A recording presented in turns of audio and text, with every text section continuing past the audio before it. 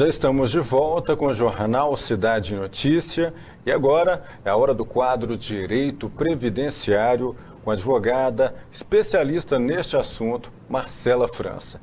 E hoje nós vamos apresentar a retrospectiva 2019 da reforma da Previdência e ponto a ponto.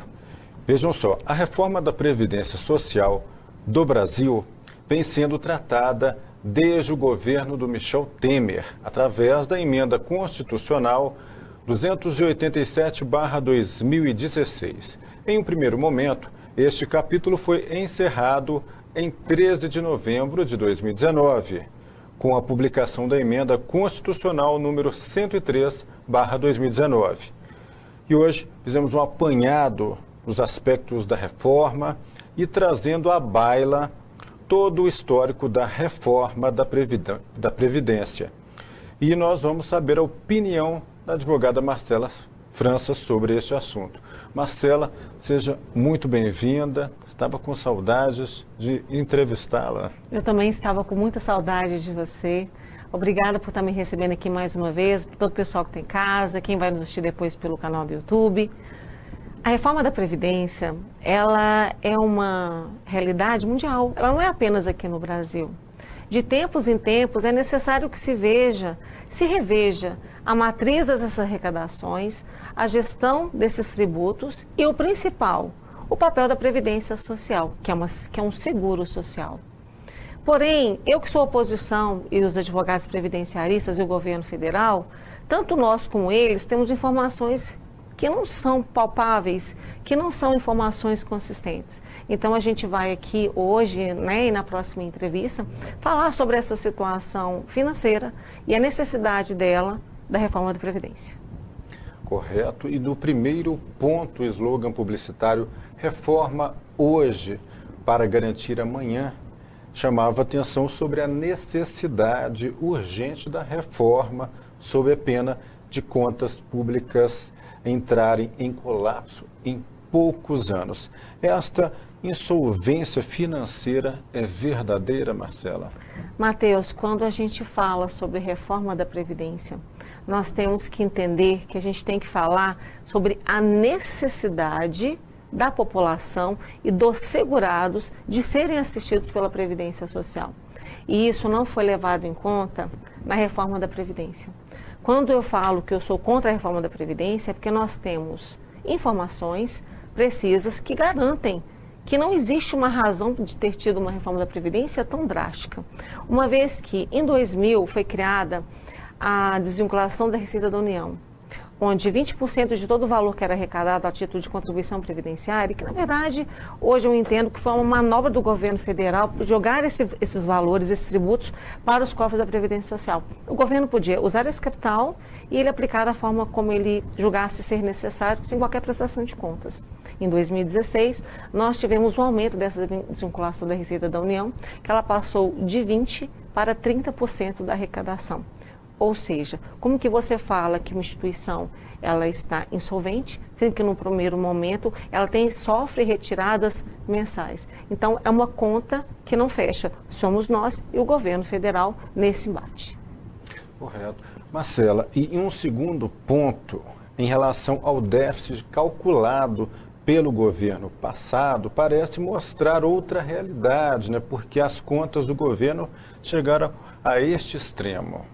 Quando eu falo em reforma da Previdência, quando eu falo em direito previdenciário, tem que entender de história. Não tem como a gente sair desse âmbito.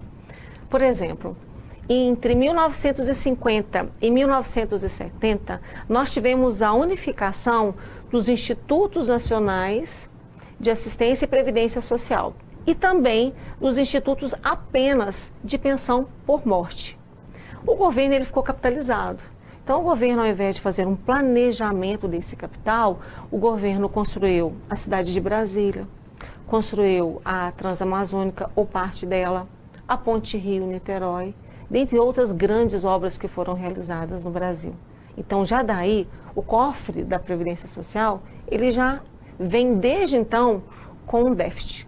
Ou seja, infelizmente, num primeiro momento, houve a má gestão dos tributos previdenciários. Por isso, a situação chegou nesse ponto, onde o que se arrecada, ao mesmo tempo, se arrecada naquele mês, naquele exercício, para se pagar naquele mesmo mês. Realmente, a conta hoje ela não fecha. Entendo. Agora, Marcela, falando sobre uma outra questão, uma política de combate à sonegação fiscal com a cobrança dos grandes devedores da Previdência Social poderia ser a solução do saldo negativo da Seguridade Social? Num primeiro momento, parece ser fácil resolver esse problema. Quem está devendo tem que pagar, correto? Correto. Só que muitas dessas empresas, elas não existem mais. Ou faliram, ou mudaram de dono, ou mudaram de nome. Os empresários, eles fazem manobras que fazem com que seja difícil haver essas cobranças. Sem falar que essas cobranças, elas começam primeiro no âmbito administrativo e vão se arrastando pelas instâncias administrativas. E depois existe a judicialização dessas cobranças. O problema dessas dívidas fiscais, dessas dívidas previdenciárias, é a execução desses débitos. Por isso é que nós falamos que se porventura quem deve pagar a Previdência Social, a conta que tem que assinar com a Previdência Social, a reforma não precisaria ser tão drástica. Mas como isso hoje não acontece, nós estamos aí vivendo, infelizmente, com essa realidade, que é uma reforma da Previdência que está acabando com a população e com os direitos dos trabalhadores. Infelizmente, né? Infelizmente.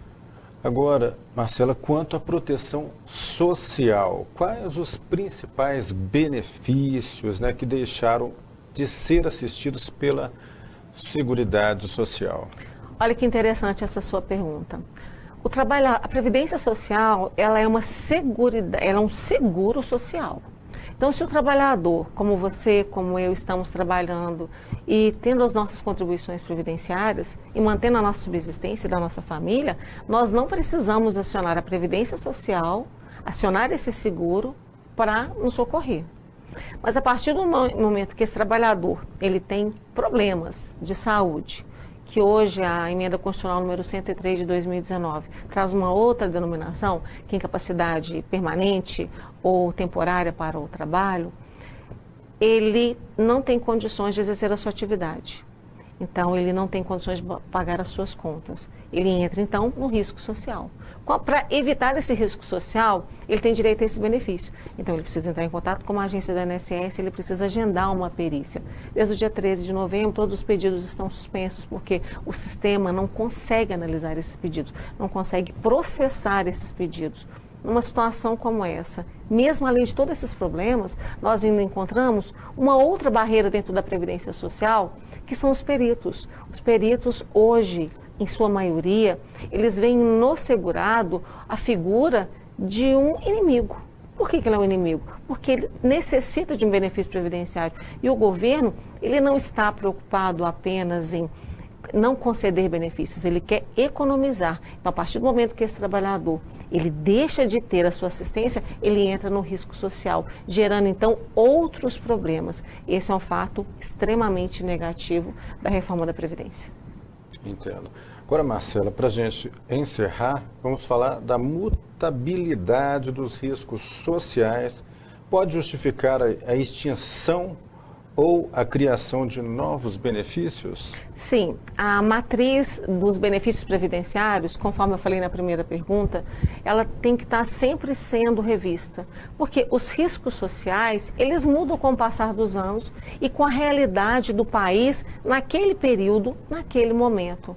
Por exemplo, quando nós tivemos aquele evento de Brumadinho, foram liberados alguns benefícios, alguns valores do governo federal para custear as despesas iniciais daquelas famílias que ficaram desassistidas, que perderam os seus gestores financeiros, que seriam os trabalhadores, pais e mães de família. Então, isso sempre tem que ser revisto. E ao longo dos anos, essas reformas sempre ocorrerão, justamente para melhor assistir aquele momento que o país estiver vivendo. Um aspecto importante que eu deixei de falar numa pergunta que você fez é com relação ao INAMPS. Antigamente, até a Constituição Federal de 1988, Para você ter acesso ao Sistema Único de Saúde, olha que interessante, era necessário que esse trabalhador, esse pai de família, essa mãe de família, contribuísse para o INAMPS, o antigo INAMPS. Inclusive, aqui em Itaúna, onde hoje é a nossa agência da Previdência Social, era o pronto-socorro do município. Ou seja, você tinha a saúde vinculada à contribuição previdenciária. E hoje, conforme eu já falei anteriormente, a conta realmente não está fechando.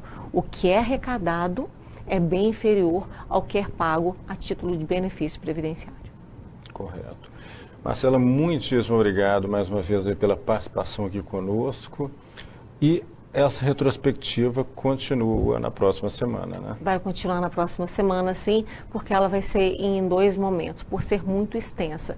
Esse ano foi um ano de muitas mudanças, inúmeras, eu queria até citar as leis, as medidas provisórias, as emendas constitucionais, mas são inúmeras. Mas eu vou, na próxima entrevista, eu vou estar falando de forma ponto a ponto de cada benefício que foi alterado.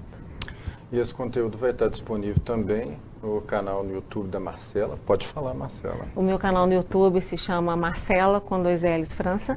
Lembre-se de se inscrever, curtir e compartilhar, que todas essas entrevistas são programadas, são filmadas, são gravadas com muita atenção e com muito carinho para todos vocês. Excelente. Muitíssimo obrigado. Até a próxima semana. Obrigada. E assim a gente vai para o nosso apoio cultural, lembrando então que semana que vem tem mais retrospectiva